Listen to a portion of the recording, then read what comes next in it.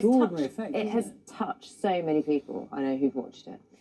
7 minutes to 7 is the time. You may remember Jack Berry. Now, he was one of the hundreds of people who became one of Captain Sir Tom's army, following in the veterans' footsteps to raise money for the NHS. Well, Jack, who is autistic and non-verbal, is hoping to raise even more money for good causes with his new book made up of paintings of aircraft. John Maguire has this report. We first met Jack Berry last year as he walked with his cousin Maisie to raise money for his local hospital in Sunderland, inspired by one of his heroes, Captain Tom. Jack, who is autistic and non-verbal, has now taken on a new challenge. He's produced a book to raise money for military charities, illustrated with his paintings of his beloved aircraft. A big thumbs up from Jack. That's what we like to see.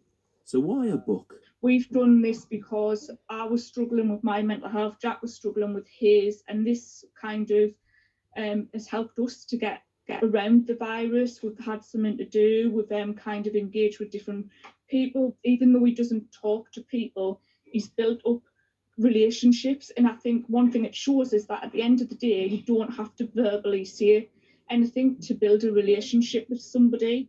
Last year, he visited museums, meeting in person or virtually the people who fly and maintain the aircraft. Many have helped him by writing personal descriptions of the planes. I simply, wrote a little bit about the facts of the tornado, what it did, what sort of aircraft it was, what role it actually played. And then I wrote what my passion was when I flew it, things like flying down the valleys of Wales. It's about inspiring other people. You have a selectively mute young man who is on the autistic spectrum, who has got a real talent. And this is a story of kindness, of people coming together, of celebrating what we can achieve, not what we can't achieve, which I just think is really, really powerful as well. You can get a bit of everything. You can enjoy the artwork, you can get to see some of the fascinating insights from the air crew and the ground crew that fly some of the aircraft, how they put it together, especially during this time in lockdown, as we are now, is being truly remarkable, I think. Nothing but a selfless act of generosity to share this art and share the proceeds. The idea became reality when a publisher who specialises in books on aircraft spotted a message about Jack's work on social media.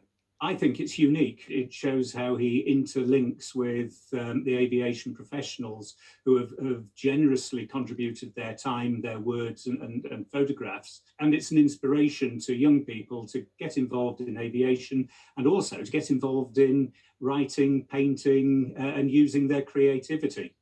Back on the ground and almost as fast, Formula One cars are also featured. Jack goes to a special school for children with autism, where staff have helped to nurture his passion.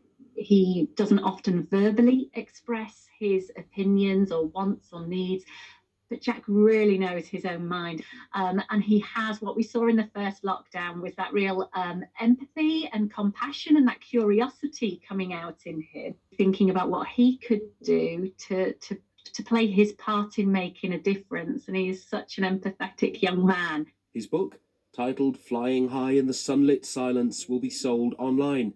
Jack, his family, and their squadron of friends and supporters hope it will help many others, just as it's helped them. John Maguire, BBC News. It's the first time I've seen Jack's plane pictures. I really like them. I just think they're really good. Yeah. Really good. Being so productive.